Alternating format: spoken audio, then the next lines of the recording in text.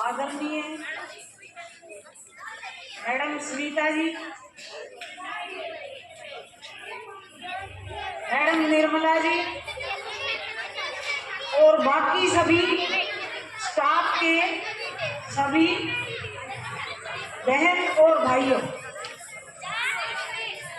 और मेरे छोटे छोटे प्यारे बच्चों, आए हुए मेहमान, आप सभी को 26 जनवरी यानी हमारे गणतंत्र दिवस का 77वां 77 हम मना रहे हैं। आज आप सबको इसकी बहुत बहुत शुभकामनाएं। जैसा कि श्रीता जी ने बताया था कि हमारा गणतंत्र दिवस है, ये कितनी मुश्किलों से ये दिन हमने हासिल किया था और इसको हासिल करने के लिए हमने अनगिनत जानें भी गंवाई थी। अब इसको स्थिर रखने के लिए हमें दिन और रात मेहनत करनी पड़ रही है और करते भी रहेंगे। और हमारे देश का जो भविष्य है वो आप सब नन्हे मुन्ने बच्चों पे है। अगर हम मेहनत करेंगे तो आगे भी बढ़ते रहेंगे, अगर हम मेहनत नहीं करते तो और देशों की तरह हम नीचे चले जाएंगे। तो इसलिए हमें दिन रात मेहनत करनी है और हमारे जो बलिदानी जितने भी हुए हैं उनको याद करते हुए हमें ये देखना है कि हम इतनी मेहनत करें कि विश्व में जैसे पहले भारत को सोने की चिड़िया कहा जाता था, आज भी हम उसी पोजीशन पे पहुंच जाएं। वैसे तो हमारे सभी देशवासी पूरी मेहनत से लगे हुए हैं, क्योंकि आज हम संसार की चौथी अर्थव्यवस्था में हैं। अगर हम ऐसे ही चलते रहे तो वह दिन दूर नहीं है जब हम तीसरी अर्थव्यवस्था बनेंगे। और उसके लिए मेहनत किसे करनी है? हम सबको मिलकर, क्योंकि हम सब मिलकर चलेंगे। एकता में आपने देखा है, एकता में हमेशा शक्ति होती है। इसलिए आप सबको पता ही है, क्योंकि हमारी एकता को तोड़ने के लिए बहुत ज्यादा प्रयास हुए थे और अब भी थोड़ा थोड़ा चल रहा है। आज अपने देश की एकता और अखंडता के लिए जो सबसे ज्यादा जरूरी है वो है आज हमारे समाज के अंदर 5 परिवर्तन, यानी पंच परिवर्तन। पहला जो परिवर्तन है वो है कुटुंब प्रबोधन। कुटुंब प्रबोधन यानी हमारा समाज, हमारा परिवार, हमारा देश एकजुट रहे। एकजुट कैसे रहेगा?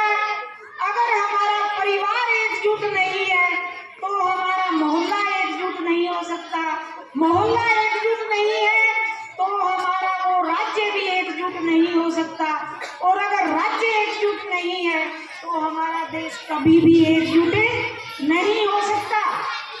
आपने देखा होगा पहले परिवार इकट्ठे रहते थे, जिसके अंदर इतना बड़ा परिवार होता था, दादा दादी परदादा परदादी यानी पूरा परिवार के सदस्य होते थे। इससे क्या होता था? बच्चों को अपने अपने रिश्ते नाते सभी को पता होता था।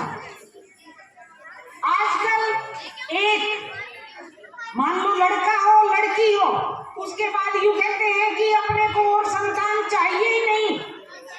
लेकिन बहनों, एक बात मैं आपसे पूछना चाहती हूँ और ये विचारणीय भी है, क्योंकि इसके अंदर सबसे ज्यादा सहयोग हम सब बहनों का रहेगा। मान लो एक ही बच्चा होता है तो आप ये बताओ रिश्ते नाते कहाँ से रहेंगे? एक तो एक हुआ ना, अकेला चला भाड़ नहीं चला सकता, क्योंकि जब रिश्ते नाते ही खत्म हो जाएंगे, यही तो अंग्रेजों ने चाहा था कि भारत को अगर गुलाम करना है, भारत की अर्थव्यवस्था को नीचे करना है, इसको सोने की चिड़िया से कोयले की चिड़िया बनाना है, तो इनको जड़ों से काट दो। और जड़ों से ये तभी कर सकते हैं, पहला जो इनका हम करेंगे वो करेंगे कि एक ही बच्चा हो, एक से ही सब कुछ हो जाएगा। आप ये सोचो, पहले इतने इतने बच्चे होते थे, वो भी तो पढ़ते थे ना, वो भी तो पढ़ते थे। आजकल इतने बड़ी बड़ी पदवी पे होते हुए भी एक बच्चा पढ़ते, लड़का हो चाहे लड़की। तो इसलिए मैं आप सबसे ये रिक्वेस्ट करती हूँ कि सभी को कहो, एक बच्चे से, चाहे वो लड़का हो चाहे लड़की हो, मान लो दो भी होते हैं तो कितना रिश्ता हुआ, एक अपने पिताश्री का और दूसरा बुआ का, यही हुआ ना। चाचा किसको पता है, ताऊ किसको पता है, चाची ताई किसको पता है, किसी को पता नहीं है। इन रिश्तों को अगर हमें बनाए रखना है तो 2 या 3 बच्चे जरूरी हैं, तभी हमारा समाज ऊपर चढ़ेगा। दूसरा जो परिवर्तन हमें चाहिए वो है समरसता। समरसता यानी कोई भी जाति ऊंची नहीं है और कोई भी जाति नीची नहीं है। ये तो अंग्रेजों ने हम भारतीयों का मनोबल तोड़ने के लिए ये जातियां बनाई थी। और ये जातियां कैसे बनी? मान लो कोई सुनार का, सोने का काम करता है तो ये कहते हैं वो सुनारों के जाना है। मान लो घड़े बनाता है कि कुम्हारों के जाना है। मान लो लोहे का काम करता है, लुहार हो गया। जातियां मालिक ने नहीं बनाई, भगवान ने तो हमें सभी को एक ही सिचुएशन में, एक ही तरह से इस देश के अंदर, इस धरती के अंदर उतारा है और धरती से ही लेकर के जाता है। इसलिए हमें अपनी जातियों पे ना तो गर्व करना चाहिए कि मैं इस जाति की हूँ, और ना ही दूसरे की जाति को हीन भावना से देखना चाहिए। तीसरा जो हमारा है वो है पर्यावरण, जो आज की सबसे ज्वलंत जरूरत है। हालांकि अब थोड़ी जागरूकता आई है और लोग अपने अपने घरों में भी पेड़ लगाने लगे हैं और बाहर भी पार्कों में भी लगाते हैं, लेकिन फिर भी इतने पेड़ जरूर, यानी इतने पेड़ों से हमारा काम नहीं चल सकता। जनसंख्या बढ़ती जा रही है, पेड़ घटते जा रहे हैं, तो हमें पेड़ लगाने चाहिए, क्योंकि पर्यावरण रहेगा शुद्ध तो हम जीवित हैं। आप यूं सोचो कि आरओ का पानी पी लेंगे जीवित रहेंगे, नहीं जी सकते। मान लो ऑक्सीजन मिलेगी ही नहीं, पानी पिए बगैर और कुछ किए बगैर हम जीवित रह सकते हैं, लेकिन अगर हमें सांस ना आया तो कैसे जीवित रहेंगे? इसलिए पेड़ पौधे लगाओ। और सब जगह मैं देखती हूँ सुबह सुबह ही कूड़ा इकट्ठा करेंगे, उसके अंदर पॉलीथीन डालेंगे, आग लगा देंगे। यानी कितना वातावरण दूषित करते हैं सुबह सुबह ही। हम ये सोचते हैं अपने घरों की सफाई करी, घर के आगे कूड़ा डाल दिया। आप ये बताओ कि जब हमारा रास्ता ही सही नहीं है, यानी मिट्टी मिट्टी या गंद पड़ा है, तो अपने घर साफ रखने से हमें क्या फायदा होगा? यानी पर्यावरण के बारे में भी हमें बहुत ही गहनता से सोचना है। और पेड़ पौधे जितने भी लगाएं उतने ही कम है।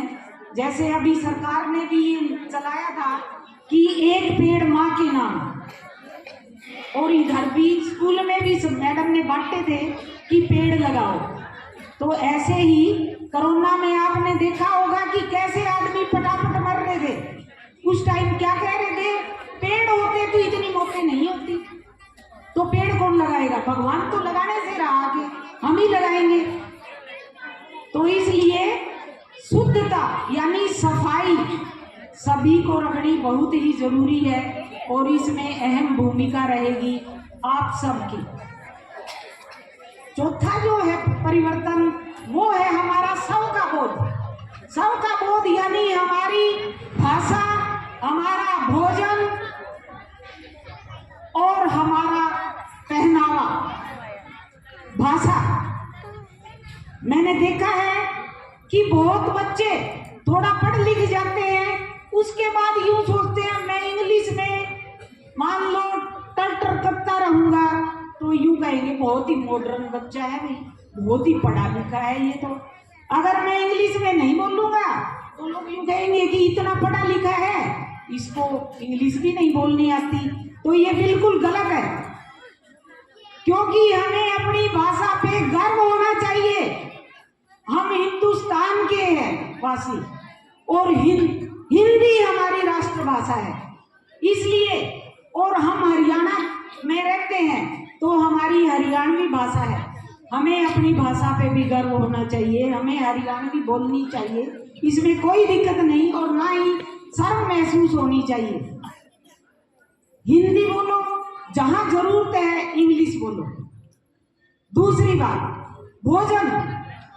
पहले आपने देखा होगा कि जब हम छोटे थे तब कहते थे कि टाइम टाइम पे सर्दी के अंदर बाजरी की रोटी खाते थे, बाजरी की खिचड़ी खाते थे, और एक दोहा चलता था उस टाइम, बाजरा कहे मैं बड़ा अलबेला, दो मुसलों से लड़ूं अकेला, जो मेरी नाचो खिचड़ खाए, फूल फाल कोठी हो जाए। यानी बहनें उस टाइम कूटती थी, दो मुसल लेके दो बहनें कूटती थी, क्योंकि संयुक्त परिवार होते थे। और उस बाजरे की खिचड़ी जो बनती थी वो क्या लाजवाब होती थी। अब तो गिने चुने ही घर रह गए हैं, क्योंकि कूटने से डरते, खाते ही नहीं है। यूं कहते हैं हमारे बच्चे खाते ही नहीं, रोटी हमारे बच्चे खाते ही नहीं। अरे खाते क्यों नहीं, छोटे से बचपन से ही उनको सिखाओ ना थोड़ा थोड़ा। आजकल जो बहनें भी यूं सोचती हैं, चलो हमें ड्यूटी पे जाना है, अब हमारे पास टाइम नहीं है, थोड़ा बहुत बच्चों को किया, ले बेटा नूडल बना देती हूँ, ले बेटा बर्गर खा लो, पिज्जा मंगवा लेते हैं, कोई भी बार त्योहार आता है चलो जी आज पिज्जा पार्टी। आपने देखा होगा कि पिज्जा जो है ये अपने देश की कंपनी नहीं है, इसके अंदर आप जो भी पैसा खर्च करोगे विदेश में जाएगा। अपने देश की चीजें ही खानी चाहिए। इससे आपने देखा होगा कि कितने तरह की चीजें डालते हैं। मान लो पिज्जा 2 दिन रख लो, कीड़े पड़ जाएंगे उसी टाइम में, तो इसका मतलब क्या हुआ? क्या वो सही है? मान लो अपनी बनाई हुई, पहले कहते थे कि खीर बना लो, चूरमा बना लो, हलवा बना लो, अब यूं कहते हैं खाते नहीं। आप बहनों से मेरी प्रार्थना है कि आप थोड़ा थोड़ा खिलाएं उनको, ये चीजें बताएं कि हमारी चीजों में कितना गुण है और उसके खाने से। अब भारत के अंदर क्या हो गया, आप देखोगे गली गली के बाहर हॉस्पिटल खुल गए। क्यों खुल गए? क्योंकि हम खुद बुला रहे हैं डॉक्टरों को कि आओ हम पिज्जा बर्गर खाएंगे, बच्चों को नूडल खिलाएंगे। किसी के पेट में कीड़े हैं, किसी में कुछ है, घर घर बीमारी, क्या बड़ी बहनें, क्या बड़ा भाई, क्या छोटा, सभी बीमार। तो पहले जो होता था वो हालांकि बासी रोटी खाते थे सुबह सुबह, अब तो सुबह सुबह अपना इतना बड़ा कप भर देंगी चाय का और यूं कहेंगी ले बेटा, वो पता ना बिस्किट या क्या देते हैं, नाम तो मुझे ध्यान नहीं है, रस और ब्रेड। तो इन चीजों को छोड़ के अच्छी चीजें खानी शुरू करो। आप लोग भारत के हो, भारतीय चीजें खानी चाहिए, खाओ लेकिन कभी कभी। फिर आता है पहनावा। भारत देश हमेशा से आपने देखा होगा, मान लो उनके पहनाव में वेस्टर्न पहनावा अगर इतना अच्छा होता तो हमारी ये बेटियां वही पहने हुए होती। क्यों पहन रखा है इन्होंने दामन वगैरह? क्योंकि हमारा पहनावा संसार के अंदर सबसे अच्छा है, भारत का पहनावा। तो भेड़ चाल में ना होते हुए आप अपनी बहनों को, बेटियों को, बच्चों को ये पहले से ही समझाएं कि पहनावा अपना होना चाहिए। ठीक है, सब तरह की चीजें चलती हैं, वो भी पहनो, लेकिन अपने पहनावे को तिलांजलि मत दो। और फिर है हमारा पांचवा परिवर्तन जो है, वो जो हमें जरूरत है करने की, वो है हमारे नागरिक कर्तव्य। नागरिक कर्तव्य क्या है कि संविधान ने हमें अधिकार भी दे रखे हैं और कर्तव्य भी दे रखे हैं, लेकिन आजकल जो समाज का अपना जो चलन हो चुका है वो क्या है, अधिकार तो हमें सब कुछ चाहिए लेकिन हमारा कर्तव्य नहीं है। अब घर घर ये जो संपर्क अभियान चला था, इसमें मैं कई मोहल्लों में गई घर घर, तो वहां एक विचित्र बात देखने को मिली कि अपने घर की सफाई करी, फिर पैड़ियों के ऊपर 2-3 बाल्टी पानी डाल दिया, आगे वाली ने वो कूड़ा आगे कर दिया, यानी हम गए तो 2 बार पढ़ते पढ़ते बचे। मैं उनके घर गई तो मैंने कहा, बहन जी आप है ना घर की सफाई करके बाहर गलियों में पानी डालते हो, इससे तो आने जाने वालों को बड़ी दिक्कत आती है। यूं बोले जी हमने तो घर की सफाई कर ली, हमारा जो फर्ज था वो पूरा कर लिया। तो ये हमारा फर्ज नहीं है, हमारा कर्तव्य भी तो सोचो। हमारा कर्तव्य है अगर हम घर की सफाई करते हैं तो बाहर की सफाई भी रखें,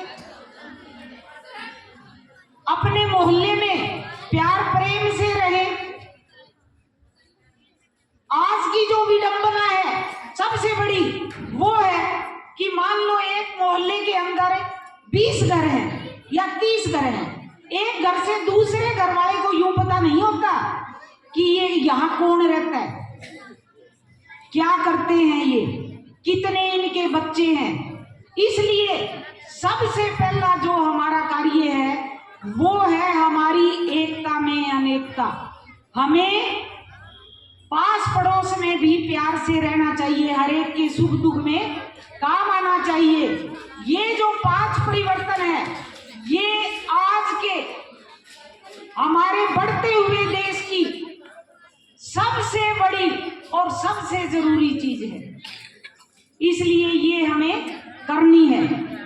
और आप सब बच्चे भी करेंगे, एक बार हाथ उठा करके मेरे साथ बताएं कि जो 5 परिवर्तन मैंने बताए हैं क्या आप सब उनमें सहयोग करोगे? जो सहयोग करेंगे वो हाथ ऊपर करें कि हमें 5 परिवर्तन चाहिए, हमें 5 परिवर्तन करने हैं। मेरे साथ आप बोलोगे कि अगर हम इकट्ठे हैं तो सब कुछ होगा। मैं बोलूंगी संगठन में शक्ति है, आप बोलोगे शक्ति को बढ़ाना है। संगठन में शक्ति है, संगठन में शक्ति है। मैं बोलूंगी हम बढ़ेंगे, आप बोलोगे देश बढ़ेगा। हम बढ़ेंगे, हम बढ़ेंगे। हाँ, इतने ही जोश से आप सबको आगे भी ये काम करते रहना है। लेकिन हम पढ़ेंगे, देश बढ़ेगा। कब बढ़ेगा? जब हम पढ़ेंगे लिखेंगे। एक बात का आज मैं बड़े ये बात मैं बड़े अपने तहे दिल से दुख से ही कह रही हूँ। सोचो कि अब की बार हमारे स्टाफ ने इतनी मेहनत की लेकिन बच्चों की मेरिट नहीं आई। क्यों नहीं आई? क्योंकि बच्चों ने मेहनत नहीं की। ऐसा नहीं है स्टाफ ने नहीं की, क्योंकि मैं चाहे स्कूल के अंदर ना आई हो इस दौरान काफी टाइम से, लेकिन बाहर से मैं कई बार गई हूँ और मैंने देखा है कि अपना जो स्कूल है ये इतना शांति से चल रहा होता है, इतना प्राइवेट स्कूल भी नहीं चलता। वो तभी चलेगा जब टीचर क्लास के अंदर होंगे। टीचर ये तो है नहीं बैठे रहते होंगे, पढ़ाएंगे, लेकिन उनके पढ़ाने का फायदा तभी होगा जब प्यारे बच्चों आप पढ़ोगे। सुबह से और शाम तक टीचरें पढ़ाती हैं आपको, अध्यापक इतनी मेहनत करते हैं तो घर जाके भी मेहनत करो। लेकिन बच्चों के अभिभावक बैठे हैं यहाँ पे, वो क्या कहते कहते हैं कि भाई हमें तो टाइम नहीं, हम तो पढ़ा नहीं सकते, हम तो अनपढ़ हैं। आप ये देखो जो पहले की जो बच्चे हमारे जो देशभक्त थे, क्या उनकी माताएं पढ़ी लिखी थी? नहीं, वो भी आपकी तरह ही बहुत माताएं थी जो अनपढ़ थी, लेकिन उन्होंने अपने बच्चों को हौसला दिया।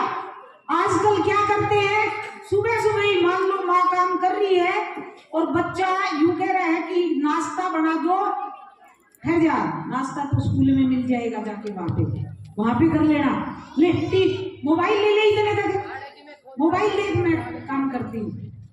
तो माताओं, आपको, माताओं और बहनों, आपको ये समझना होगा, जो हमारे देश के सूत्रधार हैं, ये कर्मधार हैं, ये सबसे पहले इसमें उठाने की जो भूमिका है वो आप सबकी है। तो आप ये सब करेंगे। और अब जो 10वीं के पेपर होंगे, तो 10वीं के कितने बच्चे हैं इसके अंदर, हाथ खड़े करना। 10वीं के, अच्छा जी, ठीक है। तो 10वीं के बच्चों से मेरी ये प्रार्थना है, यूं सोचो आशीर्वाद भी है कि अगर आप पढ़ोगे पूरी मेहनत से तो अब की बार आधी क्लास मेरिट में आएगी, यानी 30, कितने बच्चे हैं टोटल? 48 हैं, तो 24 बच्चों की मेरिट आनी चाहिए अब की बार। करेंगे, बाकी भी मेहनत, 9th के बच्चे हैं, ये भी मेहनत करेंगे तभी तो 10वीं में जाएंगे। बच्चे पढ़ते हैं, बच्चों के नंबर अच्छे आते हैं तो सभी को खुशी होती है। और आप यूं देखो, जितना अच्छा प्रोग्राम अपने सरकारी स्कूल में चल रहा है, प्राइवेट में भी नहीं होता। तो इसलिए प्राइवेट स्कूलों का भी मोह छोड़ करके सरकारी स्कूलों में बच्चों को करवाओ, ताकि है ना, जो ये अपनी क्वालिफाइड जितनी भी बहनें हैं ये पढ़ाएं, रात दिन मेहनत करें, और आप इनके साथ रात दिन मेहनत करो और मेरिट लो। स्कूल, प्राइवेट स्कूलों के बच्चे ही हैं जो इतनी बड़ी बड़ी पदवी पे गए हैं, तो हमें भी बड़ा गर्व होगा कि हमारे MNC स्कूल के बच्चे इतनी बड़ी पोस्ट पे पहुंच गए। और जो हमारा ये गणतंत्र दिवस है, यानी 26 जनवरी, ये आप सबको पता ही है कि ये 77वां हमारा गणतंत्र दिवस है, और इसकी आप सबको बहुत बहुत बधाई हो। क्योंकि प्रोग्राम मैडम कह रहे थे छोटा ही है, बोलने को तो लंबा भी बोल सकते हैं, लेकिन इसी से मैं अपनी वाणी को विराम देती हूँ, और इसलिए मेरे साथ लगाएं, वंदे वंदे। संगठन में शक्ति है, शक्ति को हम बढ़ेंगे, हम बढ़ेंगे, हम पढ़ेंगे। भारत माता की, भारत माता की, वंदे वंदे। नमस्कार।